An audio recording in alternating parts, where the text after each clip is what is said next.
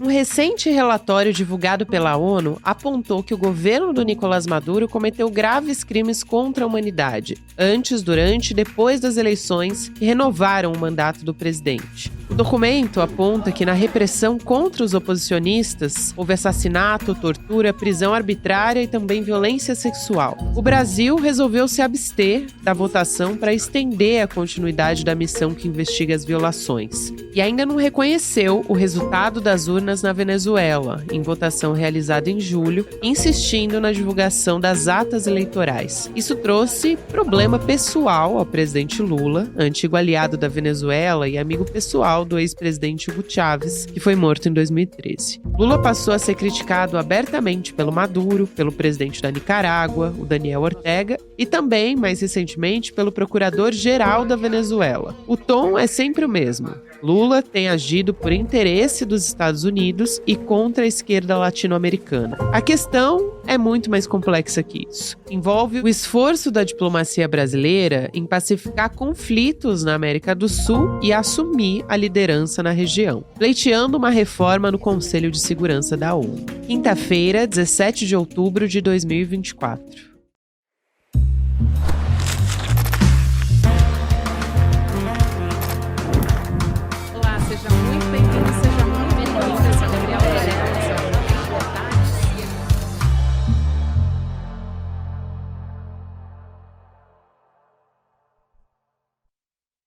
Olá, seja muito bem-vindo, seja muito bem-vinda. Eu sou a Gabriela Varelli e esse é o Videocast em Detalhes.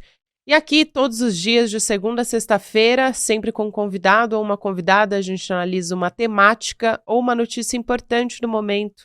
Hoje eu converso com o professor de Relações Internacionais, o Gilberto Maringoni. Maringoni, obrigada por aceitar nosso convite, professor. Seja muito bem-vindo ao ICL ou em Detalhes também. Gabriela, eu que agradeço a oportunidade. Professor, antes de mais nada, nessa conversa, eu queria citar essa missão da ONU para investigar as violações de direitos humanos na Venezuela, que apontou num relatório, quase 200 páginas nesse relatório, que o governo do Nicolás Maduro cometeu crimes contra a humanidade antes, durante e depois das eleições. O senhor vai poder falar sobre ele muito melhor do que eu, mas entre essas violações seriam assassinatos, torturas, prisões arbitrárias, violência sexual também, no que seria uma cooperação entre militares e instituições de Estado. Para começar, eu queria te ouvir, eu queria ouvir a sua análise sobre esse relatório e sobre essa missão da ONU para investigar essas violações na Venezuela. Olha, as eleições da Venezuela tiveram cobertas de, sendo assim muito genérico, de dúvidas. Cada vez mais fica evidente que não foi um processo totalmente limpo. Muito possivelmente o Nicolás Maduro forçou a mão nas eleições venezuelanas. Hoje é impossível saber quem ganhou, porque não apareceram números, não apareceram atas, e mesmo a alegação da oposição não pode ser levada ao pé da letra. Então, são eleições que estão sob suspeição no resultado final. O problema é que o comportamento logo imediato do governo venezuelano, em especial do presidente Nicolás Maduro, não foi o de quem quer unificar o país, coesionar a população num processo pós-eleitoral, que qualquer governante faz. Olha, nós disputamos aqui, tinha partido A, tinha partido B, tinha partido C, mas somos todos venezuelanos, somos todos brasileiros, agora é governar, agora é bola para frente. Não, ele não fez isso. Ele de imediato disse que os protestos iriam ser reprimidos, e, de fato, houve repressões sérias, com quase 2.000 prisões nos dias subsequentes. A ONU mandou essa missão, que ela manda, uma missão oficial da ONU a vários países, quer dizer, ela usualmente manda a vários países, e essa missão conclui com esse relatório, em que o dado mais significativo, além de prisões, é o número de mortos, são 25 mortos. O que eles falam é baleados e mortos. Aí cometidos seja pela milícia bolivariana, seja pelas forças de segurança, pelo exército. É algo muito preocupante, é importante que a ONU faça esse levantamento e coloca, de fato, aumenta esse problema que se tem nas eleições venezuelanas. Isso se dá num contexto em que o país se isolou muito na América do Sul, porque países importantes, em especial o Brasil, não reconheceram o resultado final das eleições. Mas aí, esse é o dado, digamos, jornalístico factual. A partir daí é que a gente pode ver as mediações, ver o que acontece e ver como são tratadas violações de direitos humanos em distintos países. E esse é, eu acho que o grande debate que deve ser feito, que deve haver uma isonomia no tratamento de desrespeito de direitos humanos em qualquer país, sem que se olhe para a cor da bandeira, cor ideológica, partido envolvido, liderança e tal. E eu acho que isso não está havendo. Não está havendo porque a gente está tendo violações em outros países muito sérias, em que a ONU não se manifestou dessa maneira. Eu não estou querendo enfraquecer a denúncia contra a Venezuela, mas eu estou querendo olhar para o golpe que houve no Peru no final de 2022. Nos 20 primeiros dias foi documentado pela oposição 49 mortos, a ONU não se pronunciou. Em El Salvador, as eleições, houve uma mudança em 2022 na Suprema Corte, na composição da Suprema Corte, para que ela aprovasse a reeleição em El Salvador, do Nayib Bukele, num ato totalmente arbitrário. A ONU não se pronunciou. Houve a invasão da Embaixada do México em Quito, em abril, maio desse ano, para a retirada do ex-vice-presidente do Rafael Correia. Ele foi preso. Violar uma embaixada é violar território de outro país. Então eu citei aqui pelo menos 3 casos, para não falar da repressão pesada que o Milei está desatando na Argentina. Lá não tem mortes. Mas eu acho que a ONU tem que ser muito rigorosa nessas questões. Na Venezuela e em qualquer outro país onde isso aconteça. Professor, eu quero aproveitar e falar sobre o posicionamento do Brasil, só que especificamente nessa missão internacional primeiro, né? Porque na sexta-feira a delegação brasileira se absteve nesse Conselho de Direitos Humanos da ONU, que justamente estava renovando esse mandato dessa missão internacional, que agora vem à luz esse relatório. E essa resolução acabou sendo aprovada com o apoio de 23 países diversos, Argentina, Chile, Costa Rica, países da Europa também, Paraguai, Estados Unidos, claro, também. Mas o que o Itamaraty alega é o seguinte, que a resolução é tendenciosa e desequilibrada e que ela não ajudaria a melhorar as condições na Venezuela. Então, que, portanto, isolaria o país ainda mais. O Brasil considera que a Venezuela está isolada, até alguns especialistas dizem que não. Mas, enfim, dizendo que é impossível discutir a situação dos direitos humanos sem levar em conta o impacto das sanções contra o país, no acesso a alimentos, medicamentos também, equipamentos médicos. E aí o Itamaraty também diz que o governo Lula não é contra a investigação, mas que considerava equivocada a maneira, né? A forma pela qual a resolução tinha sido proposta. Olha, me parece uma posição muito equilibrada, porque a Venezuela viveu uma situação atípica nos últimos 10 anos. Claro que vários países vivem situação atípica no mundo conflagrado que a gente tem. O genocídio israelense em Gaza é uma situação atípica, os ataques que Israel está fazendo são atípicos, a expansão da OTAN, a guerra da Ucrânia é atípica.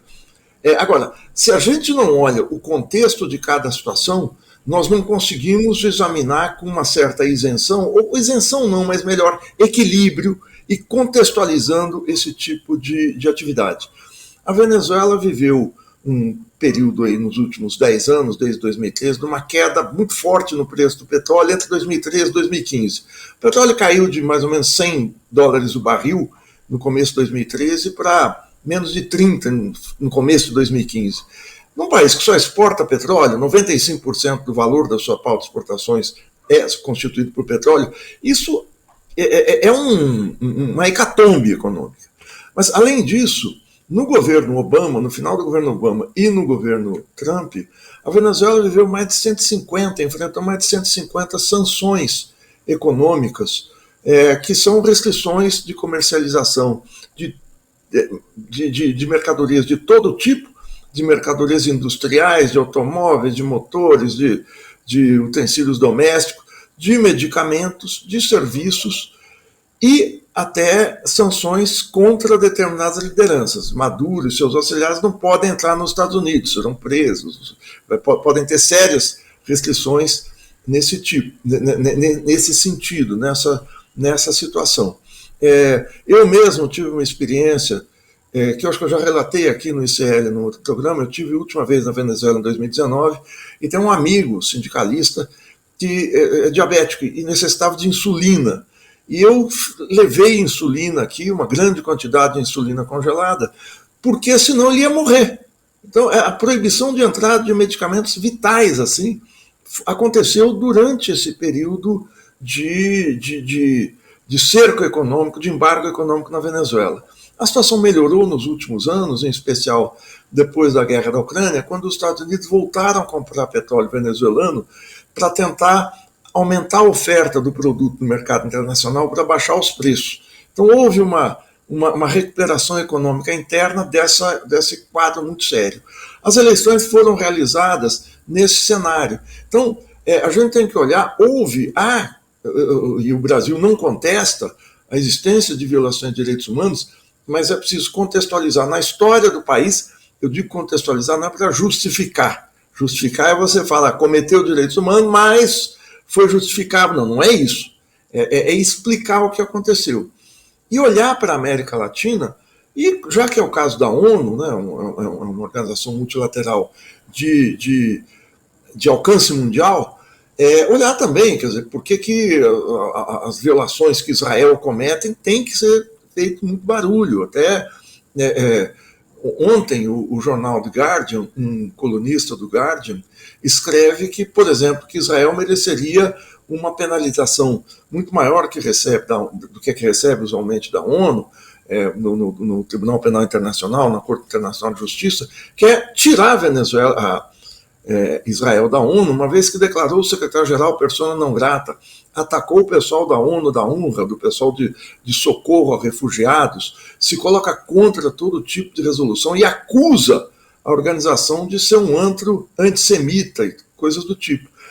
Então, é preciso ter rigor com todas as violações.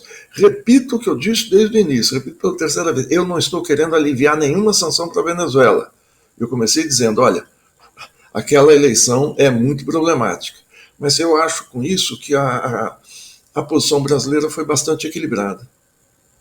Muito bom, professor. Eu quero aproveitar e falar sobre as últimas declarações. Já foram diversas questões entre o governo brasileiro e também a Venezuela, mas o procurador-geral da Venezuela fez uma declaração especificamente sobre o presidente Lula, né, acusando Lula de ser um agente da CIA.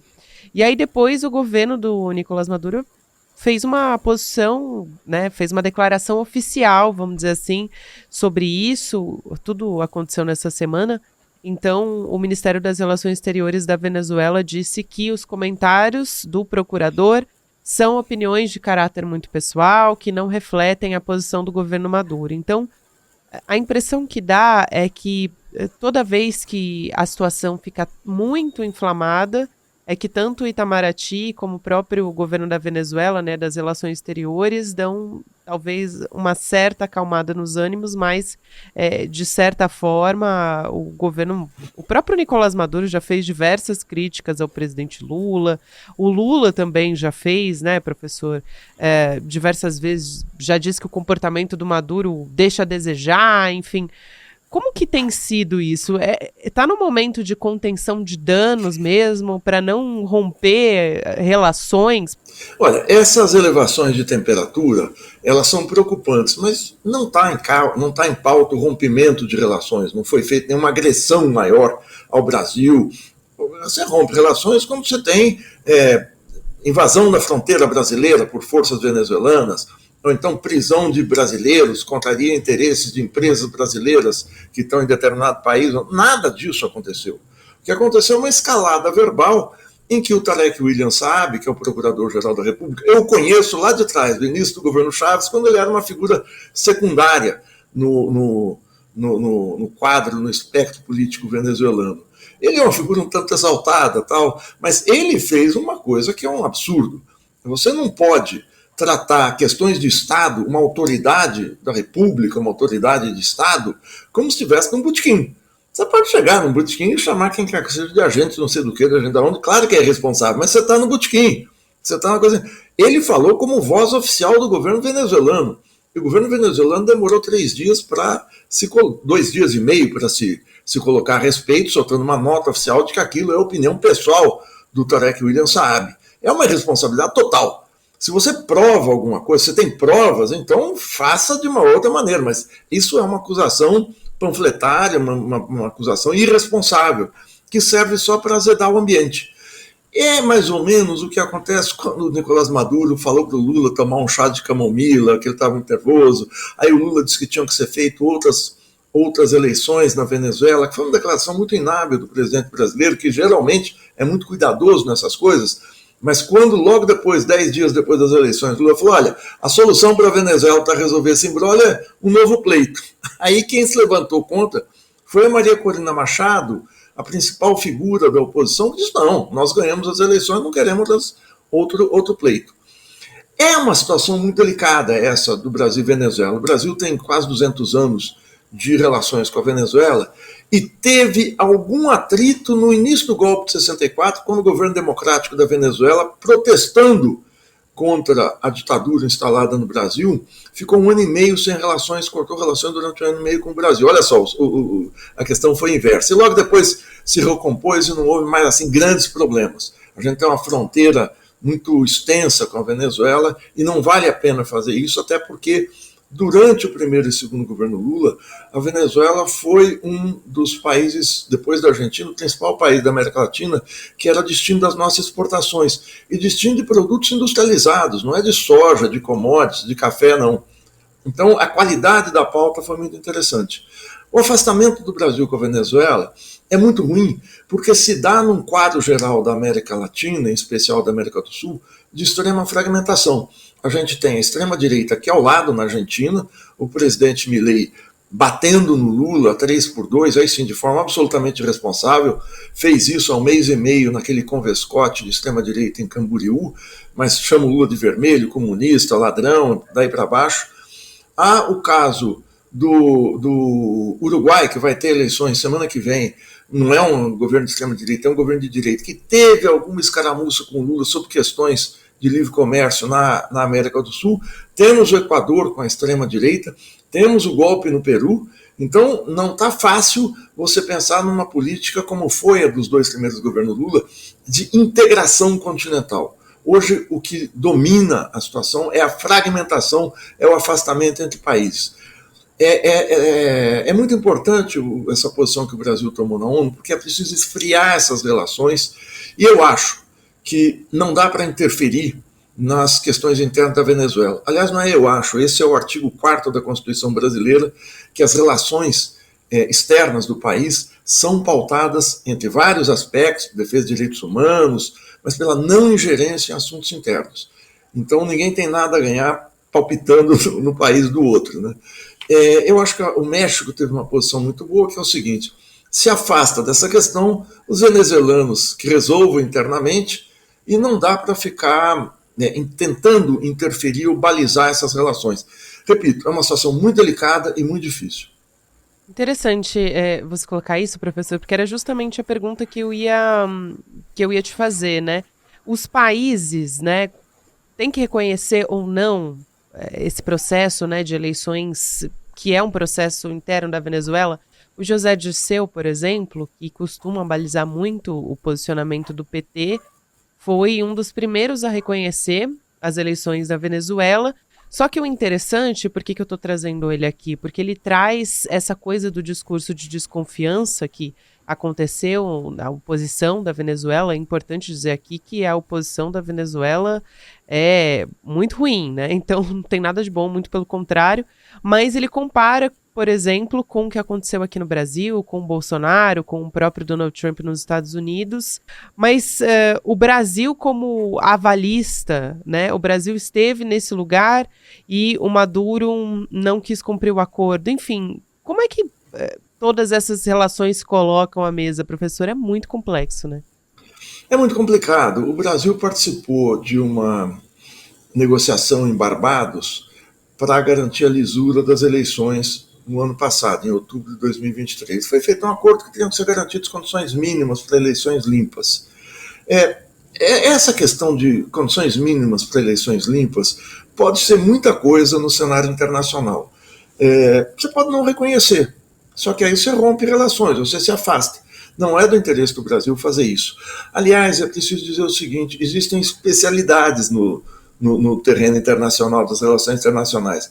O Brasil não é uma entidade multilateral, não é uma agência que vai julgar, como o Centro Carter, uma entidade privada, que vai avaliar a lisura das eleições. O Centro Carter diz que não houve eleições limpas. A ONU é uma instituição multilateral e comporta vários países em seu interior e busca facilitar os acordos diplomáticos para impedir conflitos. Agora, o Brasil não é uma instituição multilateral, o Brasil é um país, um Estado com interesses específicos. Se a gente fosse fiscal de democracia do mundo, nós vamos ter que romper com a Arábia Saudita, nós vamos ter que romper com a China, embora a China tenha eleições, mas tem partido único, pode-se dizer que a China, então, nos padrões ocidentais, não é democrata, rompe relações com a China, rompe com o Vietnã, pode romper com a Rússia, dizer que a eleição do Putin não foi isso, não foi aquilo, embora tenha eleições, mas eu acho que tem que romper com os Estados Unidos, que você tem um sistema bipartidário esquisitíssimo há 160 anos, em que o voto popular não define as eleições. A gente está vendo pesquisas da Kamala, claro que eu estou exagerando, da Kamala com o Trump, mas quem vai decidir o voto é um colégio eleitoral, não é o voto popular. Vamos nos lembrar que nas eleições de 2016, a Hillary Clinton venceu o pleito popular por uma larga diferença, foram 68 a 65 milhões de votos contra o Donald Trump. No colégio eleitoral ele venceu. Eu posso falar, esse país é uma farsa. Estou dizendo, se eu usar uma lente que seja rígida demais, eu não converso com nenhum país. Eu posso encontrar problemas nas democracias até nos Estados Unidos. Então, um país que tem interesses comerciais, diplomáticos, estratégicos, de toda ordem, não pode ser juiz internacional. Para isso, o Brasil tem representação na ONU. O Brasil pode, na ONU, votar assim ou assado, mas não o seu serviço diplomático diretamente com outro país julgar, a não ser que queira romper. Quer dizer, claro que pode. Eu posso dizer, não, se é uma ditadura sanguinária, eu vou romper. Mas fica nessa situação. Não reconheço a eleição, mas continuo fazendo negociações, mantenho embaixada, quero mandar um avião para retirar o pessoal da Argentina, da embaixada argentina, que está com problemas na Venezuela. Tudo bem, eu posso fazer isso tudo reconhecendo ou não o governo. Agora, se eu não reconheço, o passo seguinte é o romper. Eu não reconheço a autoridade máxima daquele Estado. Então, eu acho que o Itamaraty, nesses 2 meses, e o próprio presidente Lula, entraram por um caminho complicado, mas eu repito, num cenário também muito complexo. Eu não estou dizendo, foi um cenário complicado e ponto. Não, houve também uma hesitação da diplomacia brasileira. E eu vou repetir também essa questão do México.